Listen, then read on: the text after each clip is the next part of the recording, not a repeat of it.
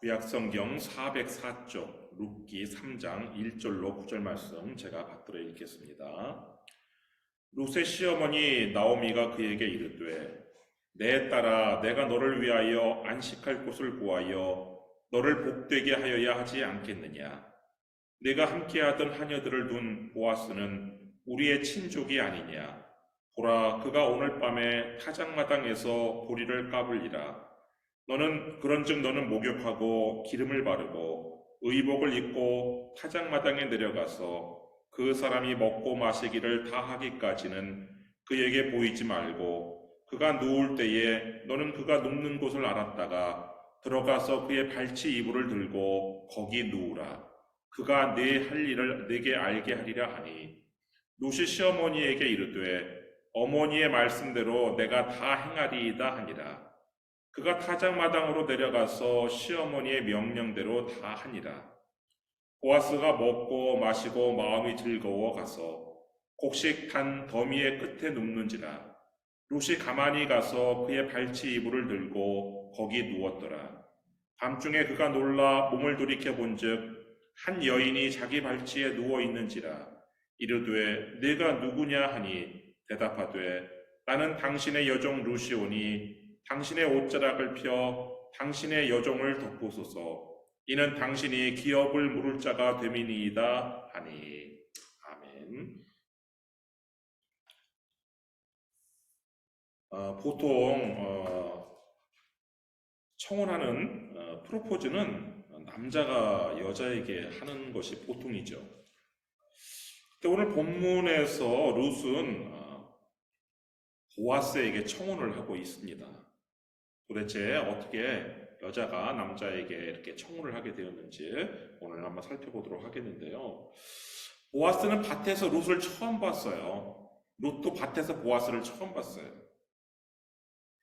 룻은 보아스가 누군지 사실은 잘 알지 못했지만 보아스는 룻에 대해서 소문으로 들어 알고 있었어요. 자신의 친족, 자신의 형제 엘리멜렉의 며느리 이 룻이 아주 착해서 자신의 시어머니 나오미를 잘 봉양하고 여기까지 왔다는 것을 들어서 알고 있었어요. 그래서 보아스를 처음 보자마자 룻을 처음 보자마자 이 룻에게 은혜를 베풀었어요. 그리고 그 은혜는 식사 시간에도 이어졌는데 거기 룻기 2장 14절 말씀 한번 보세요. 룻기 2장 14절. 식사할 때에 보아스가 룻에게 이르되 이리로 와서 떡을 먹으며 내 떡 조각을 초에 찍으라 하므로 룻이 곡식 빼는 자 곁에 앉으니 그가 볶은 곡식을 주매 룻이 배불리 먹고 남았더라. 룻이 보아스를 식탁에 초청한 거예요. 이건 그냥 단순하게 런치 대접한 차원이 아니라 굉장히 큰 의미를 가지고 있어요. 한 식탁에 밥을 먹는다는 것은 이제 우리와 한 가족이라는 뜻이에요. 너희들은 나의 사람이다. 이런 뜻이란 말이에요. 사실 룻은 모압 여인, 이방 여인으로서 그 식탁에 앉을 자격이 없지만 보아스의 은혜로 식탁에 앉아서 함께 이제 공동체가 된 거예요. 근데 룻은 보아스가 이리로 오라고 그랬지만 이 보아스 곁에 앉은 것이 아니라 저쪽 끝에 곡식 빼는 자 옆에 앉았어요. 그러니까 룻은 자신의 그 지위, 위치를 망각하지 않은 것이죠. 그리고 보아스는 처음에 룻에게 떡을 초에 찍어 먹으라고 이렇게 권했어요. 여기에서 떡은 그 보리나 밀로 만든 빵을 말하는 것이고 초는 그 포도로 만든 발사믹 식초를 말하는 거예요. 당시에는 그 빵을 발사믹 식초에 이렇게 찍어 먹었어요. 오늘날에도 이탈리안 식당에 가면 빵을 올리브 오일과 발사믹 식초를 넣은 디핑 소스에 이렇게 찍어 먹죠. 근데 이 룻은 그 보아스처럼 그렇게 빵을 그 발사믹 식초에 찍어 먹는 그 음식을 사양을 해요. 사양을 하고 일꾼들의 음식인 볶은 곡식을 요청해서 그 볶은 곡식을 먹어요. 그러니까 룻이 굉장히 겸손하다는 걸 알 수가 있죠. 볶은 곡식을 배불리 먹은 이 룻은 먼저 자리에서 일어났어요. 그러자 보아스가 일꾼들에게 특별한 지시를 내리는데 그 다음 절 보시면은 15절 말씀 보시면 룻이 이삭을 주우러 일어날 때에 보아스가 자기 소년들에게 명령하여 이르되 그에게 곡식단 사이에서 죽게 하고 책망하지 말며 또 그를 위하여 곡식 다발에서 조금씩 뽑아버려서 그에게 죽게 하고 꾸짖지 말라 하니라. 룻을 절대 야단치지 말라고 룻을 보호하고 또 룻에 관한 배려로 일부러 원래 이렇게 추수하면서 그냥 어떻게 하다 보니까 떨어진 거를 줍는 것이 이삭 줍기인데 일부러 룻이 많이 이삭을 주울 수 있도록 일부러 뽑아서 버리라는 거예요. 그렇게 해서 룻이 하루 동안 일해가지고 얻은 보리가 한 에바였어요. 17절 말씀 보시면 룻이 밭에서 저녁까지 줍고 그 주운 것을 떠니 보리가 한 에바쯤 되는지라. 이 한 에바라는 단위가 어떤 단위냐면요. 구약시대에는 그 곡식을 나를 때 당나귀가 날랐어요. 당나귀가 한 번에 질 수 있는 곡물의 양이 한 호멜이에요, 호멜. 그런데 이 한 에바는 그 호멜의 10분의 1. 그것이 바로 한 에바예요. 그러니까 당나귀가 질 수 있는 양의 10분의 1. 그게 바로 한 에바인데 지금 하루 일해서 그 정도 보리를 얻은 거예요, 이 룻이. 이 한 에바가 오늘날 단위로 하면은 15kg, 33파운드 정도 돼요. 한인마켓에서 쌀 한 포대가 보통 몇 파운드예요? 15파운드죠. 그러니까 이 룻은 하루에, 단 하루 만에 2포대 이상의 많은 곡식을 구한 거란 말이에요. 룻은 그렇게 얻은 그 한 에바의 보리 자루를 어깨에 메고 33파운드 보리 자루를 어깨에 메고 베들레헴 성문 밖에 있는 지금 그 보아스의 밭에서부터 성문 안에 이제 나오미가 있는 집까지 먼 거리를 걸어서 갔어요. 여러분 33파운드 결코 가벼운 무게가 아니죠. 더군다나 이것을 가지고서는 먼 거리를 이동한다? 룻이 얼마나 건강하고 튼튼한 여인이었다는 것을 짐작할 수가 있겠죠. 18절 말씀 보시면 그것을 가지고 성읍에 들어가서 시어머니에게 그 주운 것을 보이고 그가 배불리 먹고 남긴 것을 내어 시어머니에게 드리매. 지금 곡식이 있어도 그 곡식 가지고 뭐 빵을 만들거나 곡식을 다시 볶아야 먹을 수가 있는 건데 생곡식을 먹을 수는 없으니까요. 그러려면 또 시어머니가 지금 시장하실 텐데 이 시어머니는 지금 하루 종일 굶은 거예요. 양식이 없기 때문에. 그래서 자신이 점심때 그 배불리 먹고 남은 그 볶은 곡식을 따로 이렇게 챙겨왔어요. 그래서 그거를 바로 어머니가 드실 수 있도록, 시장하신 어머니가 드실 수 있도록 바로 이렇게 내어놓은 거란 말이에요. 그리고 한 네바의 보리를 따로 이제 놓고서는 이렇게 다음날의 양식으로 이제 준비하고 있는데, 룻이 가지고 온 볶은 곡식, 그리고 룻이 메고 온 한 네바의 보리, 이거는요, 나오미가 아침에 룻이 나갈 때 예상한 그 예상을 훨씬 뛰어넘는 것이었어요. 한 에바의 보리면 이 룻과 이 나오미가 한 달 이상 먹을 수 있는 양이에요. 내일부터 한 달은 밭에 안 나가도 되는 그런 양이에요. 사실 룻이 아침에 집을 나갈 때는 이 시어머니 나오미가 아유 오늘 어디서 일이나 할 수 있을까, 지금 아직 완전히 추수도 끝나지도 않은 마당에 추수꾼들의 뒤를 따라서 이렇게 이삭을 줍는다고 하는 저 우리 며느리를 누가 이렇게 은혜를 베풀까 걱정했었는데, 하루에 도대체 한 달 양식을 구해오니까 이 나오미가 깜짝 놀라서 물어요. 19절 시어머니가 그에게 이르되 오늘 어디서 주었느냐, 어디서 일을 하였느냐, 너를 돌본 자에게 복이 있기를 원하노라 하니, 룻이 누구에게서 일했는지를 시어머니에게 알게 하여 이르되 오늘 일하게 한 사람의 이름은 보아스니이다 하는지라. 룻의 대답으로 이 나오미는 우리 친족 보아스가 룻에게 은혜를 베풀었구나, 이걸 알게 돼요. 그래서 이 룻이 그 보아스가 바로 우리 친족이라는 걸 알려줘요. 20절, 나오미가 자기 며느리에게 이르되 그가 여호와로부터 복받기를 원하노라. 그가 살아있는 자와 죽은 자에게 은혜 베풀기를 그치지 아니하도다 하고, 나오미가 또 그에게 이르되 그 사람은 우리와 가까우니 우리 기업을 물을 자 중에 하나이니라. 여기서 룻은 보아스가 기업 물을 자 중에 한 사람이라는 것을 알게 돼요. 여기서 기업을 물을 자, 이건 우리한테 좀 생소한 단어와 개념인데, 이 히브리어로 이 기업을 물을 자로 번역된 단어는 뭐냐면 고엘이라는 단어예요. 이 고엘이라는 이 기업 물을 자는 어떤 사람이냐? 신명기에는 자식이 없는 과부의 재혼에 관한 특별한 명령이 있어요. 신명기 25장 5절 말씀 보시면, 형제들이 함께 사는데 그중 하나가 죽고 아들이 없거든 그 죽은 자의 아내는 나가서 타인에게 시집가지 말 것이요, 그의 남편의 형제가 그에게로 들어가서 그를 맞이하여 아내로 삼아 그의 남편의 형제된 의무를 그에게 다 행할 것이요. 그러니까 자식이 없는 미망인, 이 미망인은요 재혼할 수 있어요. 재혼할 수 있는데 이 재혼해야 되는 상대가 정해져 있어요. 바로 남편의 형제 중 한 사람이에요.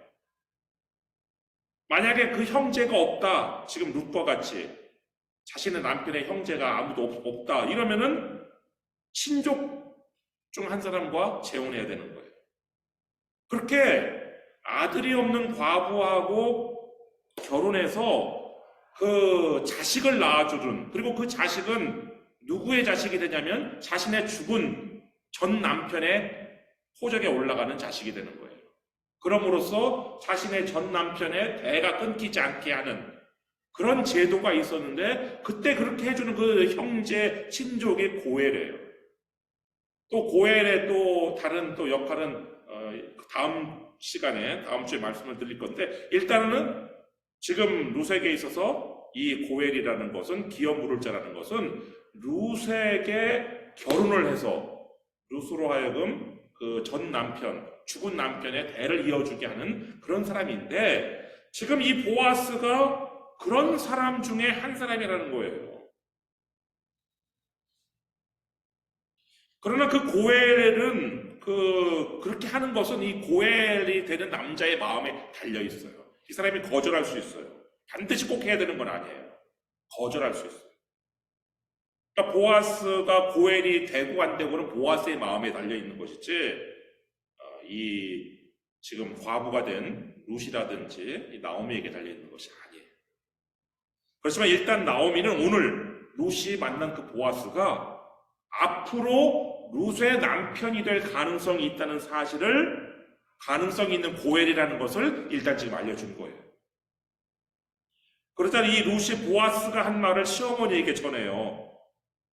룻기 2장 21절 말씀 보시면, 모압 여인 룻이 이르되 그가 내게 또 이르기를 내 추수를 다 마치기까지 너는 내 소년들에게 가까이 있으라 하더이다 하니. 그런데 지난주에도 말씀드렸듯이 이 룻의 히브리어가 능숙하지 못해서 보아스가 한 말을 그대로 전달하지 못해요.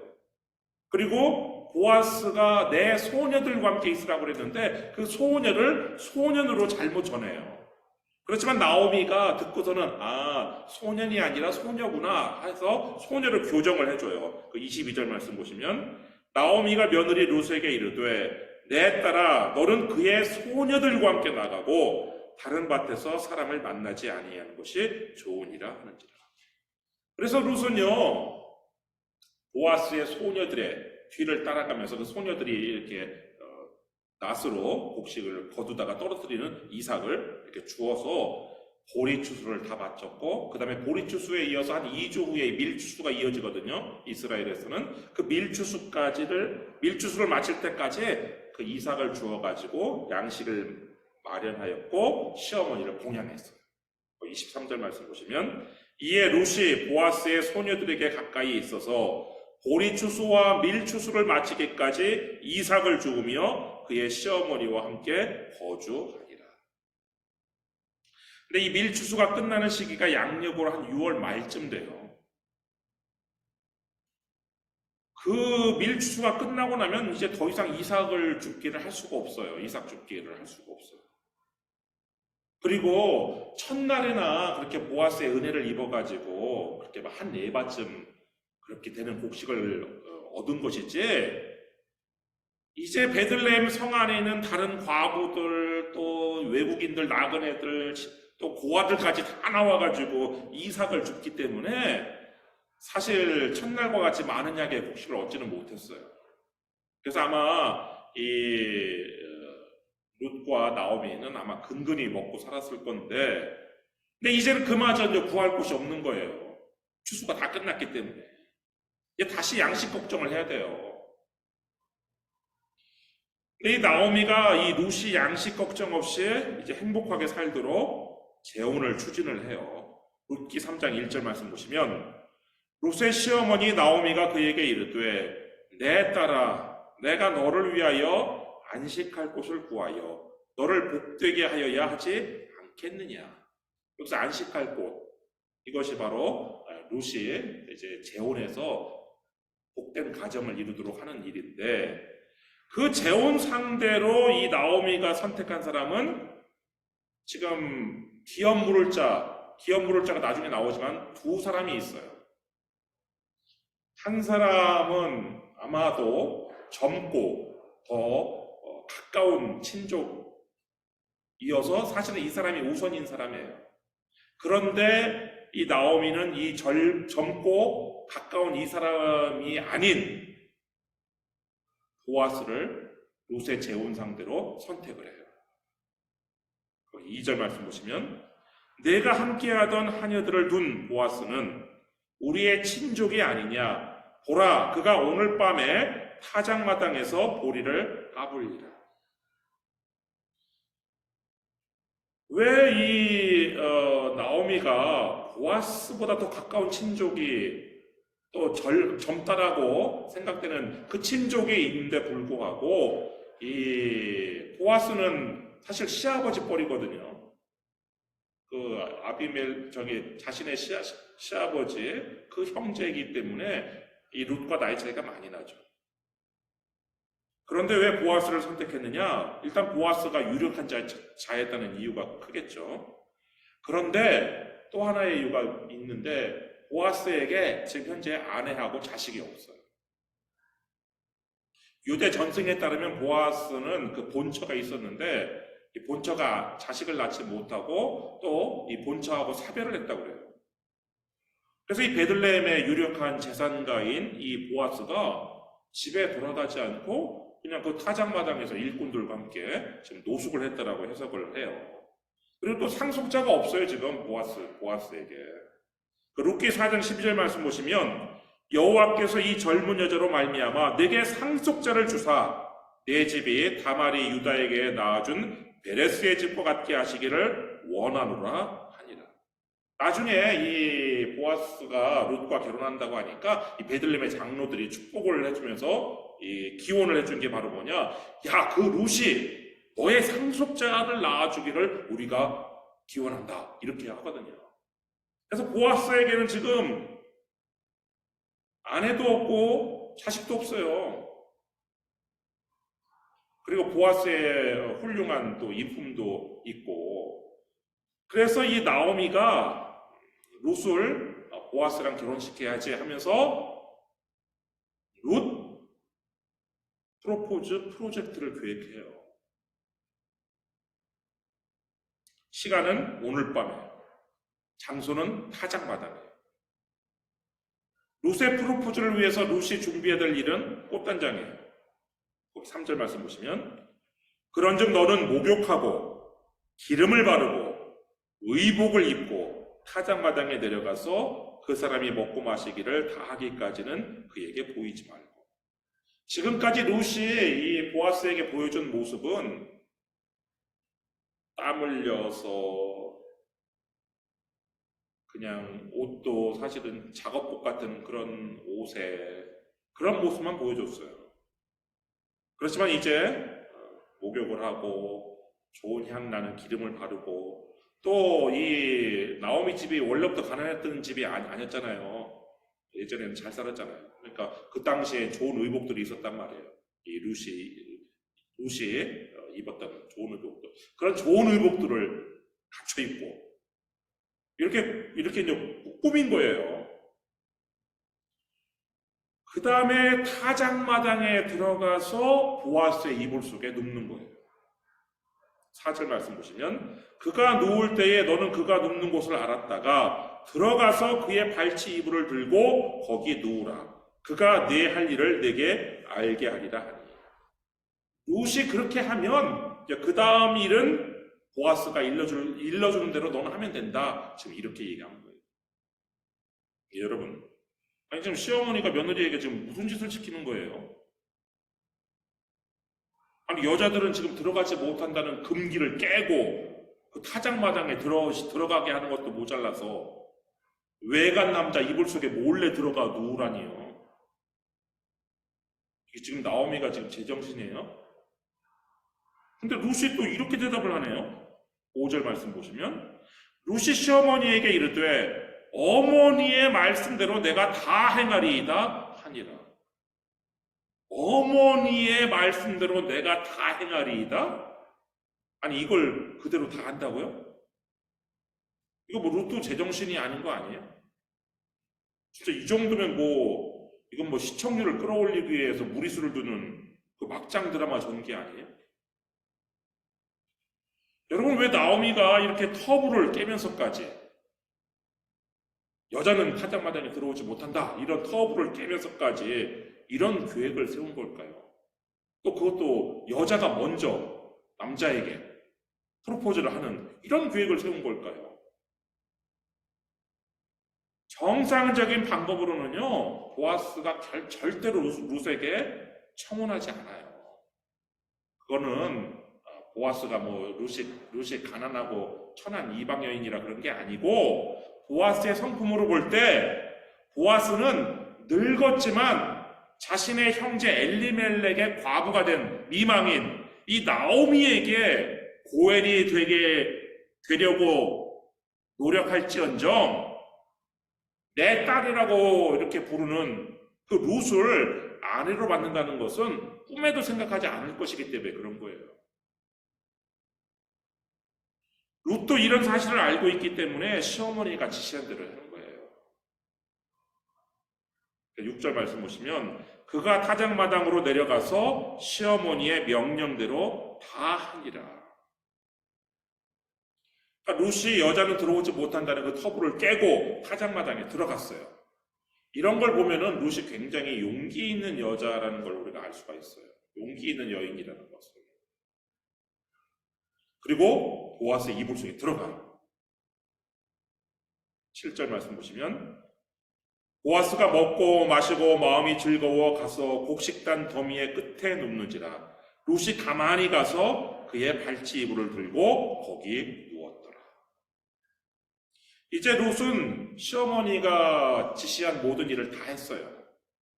이제 다음 할 일은 이제 보아스가 알려줄 것인데 근데 안타깝게 보아스는 젊은 여인이 이불 속에 들어온 것도 알지 못한 채 깊은 잠에 빠졌어요.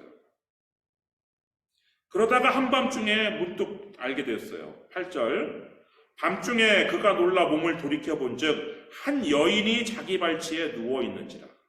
깜짝 놀란 보아스가 물어요. 9절 이르되 네가 누구냐 하니 대답하되 나는 당신의 여종 룻이오니 당신의 옷자락을 펴 당신의 여종을 덮으소서. 이는 당신이 기업을 물을 자가 됨이니이다 하니. 룻은요 이 시간까지 한 잠도 자지 못했어요. 그렇겠죠. 지금 자신이 하고자 하는 일이 지금 엄청난 일이거든요. 여자가 타작마당에 들어오지 못하는 그 금기를 깬 것도 굉장한 용기가 있는 일인데 지금 보아스의 이불 속에 들어가서 눕고 있는 것은 더 큰 용기가 필요한 일이죠. 그래서 네가 누구냐 할 때 바로 자신의 신분을 밝히죠. 그리고 보아스에게 이렇게 말해요. 당신의 옷자락을 펴 당신의 여종을 덮으소서. 지금 뭐 이불을 덮고 있잖아요. 그 이불이라는 것이 이 성서 시대의 이불은 뭐 오늘날 우리처럼 따로 있는 게 아니에요. 이 사람들이 입고 다니는 속옷과 겉옷이 있는데 그 겉옷 중에서 그 겉옷이 낮에는 겉옷이 되는 것이고 밤에는 그게 이제 이불이 되는 거예요. 그러니까 이미 이 보아스의 겉옷 속에 들어와 있어요, 지금 이 룻이. 그런데 이렇게 이 말한 것은 이거는 나와 결혼해 주세요 라는 당시의 표현이에요. 나와 결혼해 주세요. 당신의 옷자락을 펴 당신의 여종을 덮으소서. 이거는 나와 결혼해 주세요. 아니 여자가 먼저 프로포즈를 하다니 하면 놀랄 필요도 없어요. 사실 수동적인 여성상을 강조하는 유교 문화권 외에는 의외로 여자가 프로포즈를 먼저 하는 경우도 상당히 꽤 많아요. 그런데 지금 이 룻이 지금 이렇게 하는 것은 사실은 나오미의 계획에는 없었던 거예요. 그냥 나오미의 계획은 네가 먼저 접근은 하지만 그냥 거기 보아스의 이불 속에 들어가 있으면 나머지는 보아스가 시킬 거다. 그럼 보아스가 시키는 대로 하면 된다. 이것이었어요. 근데 룻은 수동적으로 지금 가만히 있지 않았던 거예요. 능동적으로 먼저 보아스에게 청혼을 한 거예요. 이것을 볼 때 이 룻은 매우 당당한 여성이었구나 하는 걸 우리가 또 짐작할 수가 있죠. 그러니까 룻은 오늘 본문을 볼 때 건강하고 튼튼한 여인이었고 용기 있는 터부를 깰 수 있는 용기 있는 여성이었고요. 그 다음에 이렇게 먼저 프로포즈를 할 수 있는 자존감이 높고 당당한 여성이었다는 걸 알 수가 있어요. 이렇게 적극적으로 이 보아스에게 나아간 룻이 보아스의 은혜를 입어요. 그래서 하녀보다도 못했던 처음에 룻의 그 신분이 하녀보다도 못했어요. 근데 그 하녀보다도 못했던 룻이 보아스의 아내가 되어서 이제 여종들을 거느리는 안주인이 돼요. 그리고 끼니 걱정을 해야 했던 룻이 보아스의 아내가 되어서 아주 풍족하게 살아요. 그러니까 거의 뭐 신데렐라 스토리가 여기서 유래되지 않았나 싶을 정도로 그런 신데렐라 스토리죠. 근데 그런 것보다도 사실은 정말 큰 큰 은혜를 입은 것은 후손 중에 다윗 왕이 나왔고 예수님의 족보에 올랐다는 이것이 이 룻이 얻은 큰 영예인 것이죠. 여러분, 룻이 이렇게 보아스에게 적극적으로 나아가서 은혜를 구한 것처럼 여러분 하나님께 적극적으로 나아가십니까? 그냥 소극적으로 마지못해 나아가세요? 아니면 적극적으로 나아가세요? 여러분을 하나님께 나아가지 못하게 막는 장애물이 무엇이에요?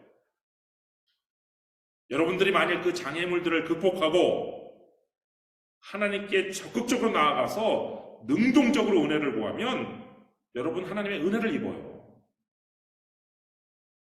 오늘은 우리 감리교회가 정한 기독교 교육 진흥주일인데요. 이 교육은 예수님께서 분부하신 교회의 사명이죠. 그래서 우리 교회도 주님의 분부에 순종해서 이제 내일부터 우리 가을학기 성경 공부를 시작할 건데 예배뿐 아니라 주일 예배뿐 아니라 성경 공부에 능동적으로 참석하는 것도 하나님께 적극적으로 나아가는 거예요.